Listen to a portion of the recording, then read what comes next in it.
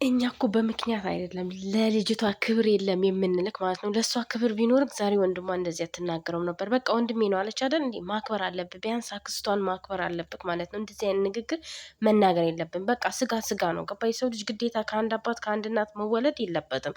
ግን ክብር የሚባል ነገር አለ። ለሚስት ክብር ካለ ለቤተሰቧም ክብር ሊኖርክ ይገባል። የፈለገ ነገር ይሁን የፈለገ ጠላትክ እንኳን ቢሆን እኮ ቤት ላይ ቁጭ ብሎ ቤት ላይ እንደዚህ እንትን አይባልም። በቃ የሰው ልጅ ዝቅ ከፍ አይደረግም። ቢያንስ ለሚስት ክብር ሊኖርክ ይገባል ማለት ነው። በዚህ ልክ አንተ ውጣ፣ ሰው ያስፈልጋታል። በር ዘግታ ትቀመጥ እንዴ ልጅቷ? ያንን ነው የምትፈልገው? አንተ እንደፈለክ ይሆን እሷ በር ዘግታ እንድትቀመጥ ከሰው እንዳትገናኝ ያንን ነው የምትፈልገው? ይሄ ደግሞ አይሆንማ። ግዴታ የሰው ልጅ ናት፣ ሰው ያስፈልጋታል።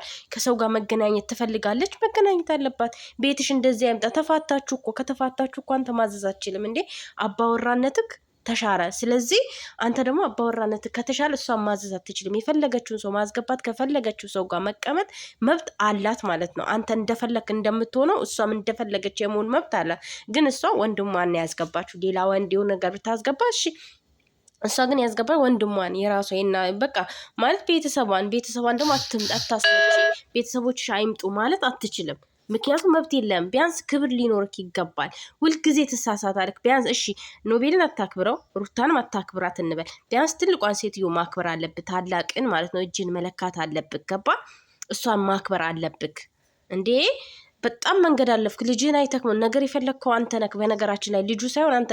ልጁም ደግሞ የሆነ ቀደም ይላል በእርግጥ ማለት ነው። ግን እሱ ዛሬ አልተናገረም። ነገር የፈለግከው አንተ ነህ። ገብተህ ልጅህን አይተክ ደግሞ መውጣት ትችል ነበር። ሰላማዊ ሰው ብትሆን ማለት። ግን አንተ ሰላም አትፈልግም። ሁሌ ግርግር ትፈልጋለህ፣ ጭቅጭቅ ትፈልጋለህ፣ መነዛነስ ትፈልጋለህ ምናምን እና ሩታዬ ግን ጎበዝ ነኝ። ዛሬ ለቤተሰብሽ ከቤተሰብሽ ጎን ስለቆምሽ በጣም ደስ ብሎኛል። በነገር ብዙ ጊዜ ሩታ አትቆሚም፣ ለአብርሽ ነው ብዙ ጊዜ የምትወግኙ ማለት ነው። እና ዛሬ ግን ለወንድምሽ ስለወገንሽ ያኔ ለቤተሰቦች ጎን ስለቆምሽ በጣም ደስ ይላል ማለት ነው። ሁልጊዜም እንደዚህ ቆሚ። ቤተሰብሽ ሲነካ አታስደፍሪ ማለት ነው። አበጋዝ ደግሞ አንተም ክብር ይኖረ፣ ኢንስፔክት ለእሷ ክብር ይኖር። በቃ ለእሷ ክብር ካለክ ለቤተሰቧም ክብር ይኖራል። አንተ ግን ለቤተሰቧም ክብር የለክ፣ ለእሷም ክብር የለ። እንዴት ይዘለቃል? የምር አንተ እንደፈለክ እየሆንክ እኮ ነው።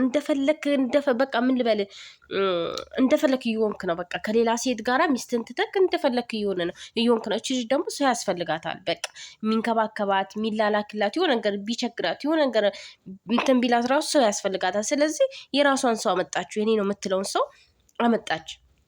አውጪ ምናምን ማለት አችልም። በቃ የራሷ ሰው ነው፣ መቀመጥ ይችላል እስከፈለገ ጊዜ እሷ እንትን ለማለት እሷን ለእሷ ለማገዝ መቀመጥ ይችላል ማለት ነው። አንተ ደግሞ እንደውም ደስ ሊልክ ነው ሊገባ የሚችለው ማለት። ለምን የአንተ ሰዎች በጣም ሰላማዊ ሰዎች አይደሉም። በአንተ ዙሪያ ያሉት እንደውም አቀጣጣይ ናቸው። እሱ ግን እሷን እየተከላከለ ነው። ገባ? እነሱ ግን አንተና እሷ አንድ ላይ እንዳትሆኑ ነው የሚፈልጉት። ይሄ ግን አንድ ላይ እንድትሆኑ ብዙ ጥሯል፣ ብዙ ለፍቷል። ግን በቃ አልተሳካም። ተለያያችሁ። አንድ ሰው ከተለያየ እንዴት ነው ልዘዝሽ የሚለው? ቤትክ ነው። ግን እሷም ቤቷ ነው፣ የአንተን ቤት ነው። ስለዚህ አንተ እሷን ማዘዝ አችልም። ይህን አታምጪ ይህን አታስገቢ ማለት አችልም። መብቷ ነው። ከሌላ ወንድ ጋር የሆነ ነገር በቃ የሰራሽ ነገር ነው ያደረገው፣ ወንድምሽ አይደለም ምናምን ማለት ደግሞ አይደለም። በቃ አንድ ሰው የእናት ልጅ ብቻ እኮ የወለደ ብቻ የተወለደ አብሮ አደግ የአክስት ልጅ የእህት ልጅ ምናምን ወንድም ነው። ገባ? ይህንን ማሰብ አለብክ። እና ደግሞ ለአክስትየዋ ክብር ሊኖርክ ይገባል። ቢያንስ ይሰማታል።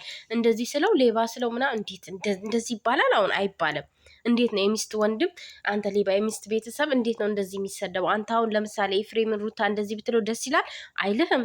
ስለዚህ ለእነሱም ደግሞ እንደዛ ነው። በቃ እንደዛ ማሰብ ያለብህ። ለአንተ ደስ የማይልክን ነገር እነሱም ደግሞ ደስ አይላቸውም። የትኛውም ሰው ደስ አይለውም።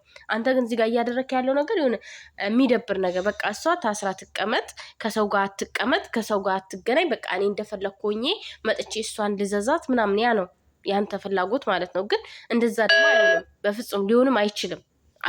ሊሆንም አይችልም። እንዴት ሆኖ ነው የሚሆነው እንዴ? ምን አይነት ነገር ነው? ክብር የሚባል ነገር አለ እኮ ለሰው ልጅ። ኢንስፔክት ስጣት ለልጅቷ። ቢያንስ እንኳን ተለያይታችሁ እንኳን አክብራት። እሷን ካከበርኩ ቤተሰቧንም ታከብራለህ። የማታከብርበት ምንም ምክንያት የለም። እና ቤተሰቧን ቢያንስ አክብር። እንደዚህ በቤተሰቧ አጠገብ እንደዚህ ወንድሟን ከፍ ዝቅ አድርገ መናገር በጣም አስነዋሪ ነገር ነው። ቤት የፈጣሪ ነው። ገባ? የእኛ ቤት 3 ሜትር ናት። የሁሉም ሰው ማለት ነው። ቤት አለኝ ብለህ ቤቴ ማለት የለብም። አብዛኛ ጊዜ ቤትክ ላይ የሆነ ሰው የተጣላውን ሰው ስታገኝ በጣም ትጎረራለህ ካብርሽ ማለት ነው። እና መጎረር የለብም። 3 ሜትር ናት የሁላችንም ቤት ማለት ነው። ቤት የፈጣሪ ነው። እና በዚህ ልክ መጎረር የለብም። በዚህ ልክ ደግሞ እሷን ማስከፋት የለብም። የምር መጨረሻ ላይ ደግሞ ከእሷ ጋር ለመላላጥ ሞከርክ ማለት ነው። መላላጡ ሲሆን ተላላጥ፣ ግን ተለያይቶ ሰው እንደዚህ እንትን ማለት የለበትም። ይሁን አላደን ብቻ አላቅም። አንተ እኔ እንደፈለኩሉን እሷ እንደንትንቱን ይሄ ይደብራል። ሺም ነው የምር በጣም ነው የሚያስጠላው። በጣም አስነዋሪ ነገር ነው ማለት ነው። እና በዚህ ልክ እንትን አትበል። ቤት ፈጣሪ ነው። ቤቱ ላይ መጥቶ ቢቀመጥ ምን ችግር አለው? አልነካም፣ አልደረሰብም፣ አልሰደበም። ቢሰድብ ገና ከመግባት እሺ፣ ግን አልሰደበም ይህ ልጅ ማለት ነው። አሁን የሚፈረደው አንተ ላይ ነው። አንተ ነክ ስህተት የሰራው ማለት ነው። አንተ ነክ ያጠፋው፣ አንተ ነህ ነገር የፈለግከው እንዴ። በጣም ያስነውራል የምር። እንዴት ሰው እንዴት ነው ቢያንስ እንኳን የሚስቱን ቤተሰብ ማያከብረው እንዴ? ክብር የሚባል ነገር አለ። ለነገሩ ክብር ከሌለው ሰው አይደለም እንዴ የምትውለው ሲጀመር ማለት ነው። ክብርን ኬት ታውቀዋለህ? ሩታ ራሱ ትክክል ናት። ምን አይነት አስተዳደግ ነው ያደግከው? በጣም የምትሰራው ስራ እኮ ብልግና ነገር ነው። ከምትሰራው ስራ ሰው ከሚያሳየው ድርጊቱ ነው ማወቅ የሚቻለው ማለት ነው። እና አንተም በዛ ልክ ነክ። እኛ ያው ለሴት ልጅ ክብር የለም፣ ለሴት ልጅ ክብር አሰጥም የምንል በምክንያት ነው። በቃ ይህን ነው። አየህ፣ ለሩታ ክብር ቢኖርም ቤተሰቧን ዛሬ ታከብር ነበረ። ገባም? የፈለገም ጠላትክ ቢሆን ማለት ነው።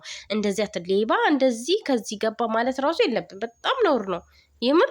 እሷ ያንተን ቤተሰብ እንደዚህ ዝቅ ከፍ ዝቅ አድርጋ ብትሳደብ አንተ ደስ ይላል አይልም? በጣም ትናደዳለህ። ስሜታዊቶ ብዙ ነገር ልታደርጉላት ትችላለህ። እንደውም ሩታ ትዕግስተኛ ናት። ምንም አላለችም። ተስማምታችሁ ያደረጋችሁን ሰው አይግባ ማለት አችልም እንዴ? ያለ ሰው ልጅቷ እንዴት ትኖራለች? የሰው ልጅ እንዴት ነው ያለ ሰው የሚኖረው? በሩን ዘግቶ ይኖራል እንዴ? ውዶቼ እንዴ አይባልም። የማይመስል ነገር ነው እያወራ ያለው ማለት ነው። እና በዚህ ልክ እንትን ማለት የለብም አንተም። እሷም ደግሞ ወንድሟ ነው፣ ታምጣው ይቀመጥ። ቤተሰብ ይመጣል። ብዙ ሰው ከዚህም በላይ ሰው ሊመጣ ይችላል። ከዚህም በላይ ሰው ሊመጣ ይችላል። ገባክ? በዛ ሰዓት ውጡ ልትል ነው? እንዳገባ ቤት ልትል ነው? አይባልም። የምር ገብተክ ልጅን አይተህ ከልጅ ጋር ተጫውተ ጊዜና ሰዓት አሳልፈ መውጣት ትችላለህ። እና በዚህ ልክ እንደዚህ ማድረግ የለብም። ለእሷ ክብር ይኖርክ። በቃ ተለያያችሁ አይደለም? እስኪ አክብራት። ተለያይታችሁ እሺ፣ ሚስት ከሆነ ሚስትነቷን አላከበርክም። አሁን ደግሞ ተለያይታችሁ እስኪ አክብራት። ለማክበር ሞክር ማለት ነው። የምር አክብራት፣ ክብር ይኖርክ ለእሷ። በጣም ያስጠላል። በጣም ነው የሚያስነውረው። የምሬን ነው የምለው። በጣም ሼም ነው ይህ እንደዚህ ማድረግ ማለት ነው። እና ለሚስት ክብር ይኑር፣ ለቤተሰብም ክብር ይኑርክ ማለት ነው። ዝቅ ከፍ አድርጋ አንድ ሰው ሌባ አልክ ማለት ሁሉንም ነው የሰደብከው። የእሷን ቤተሰብ አንድ ሰው ሌባ እንደዚህ ሊሰርቅ ነው። ምንድነው የሚሰርቅ ግን? በነገራችን ላይ ምንድነው የሚወስድብክ? ምንድነው ይዞብህ ሄደው? ምንድነው የሚሰርቅ? እኔ ግራ ነው የገባኝ። እቃ ሶፋውን አንስቶ ሄደው ወይስ የደበከው ብር አለ ወይ የደበከው ወርቅ አለ? የሆነ እቃ ቢጠፋ ምናምን ሻንጣይን ይዤ ነው የሄድኩት ምናምን። እንዴ በጣም እኮ አንተ እኮ ከራስህ ስህተት መቼም የማትቀየር ፍጡር ነክ። ለመጀመሪያ ጊዜ ከራስህ ስህተት ተማር። ራስህ ስህተትን እይና በደንብ አድርግ ቀይር። ከዛ በኋላ ደግሞ ይችን ልጅ ከእሷም ለመኖር ከፈለክ እንዴት ነው በዚህ ሁኔታ እንዴት ነው የምትኖረው? እንዴት ከእሷ ጋር ትኖራለህ? የምር በጣም ከባድ ነገር ነው። ከእሷ ጋር መኖር እንዴት ነው የምችለው? ልኖር ብትል እንኳን በጣም ይከብዳል እኮ እንዲህ እያሰቃያት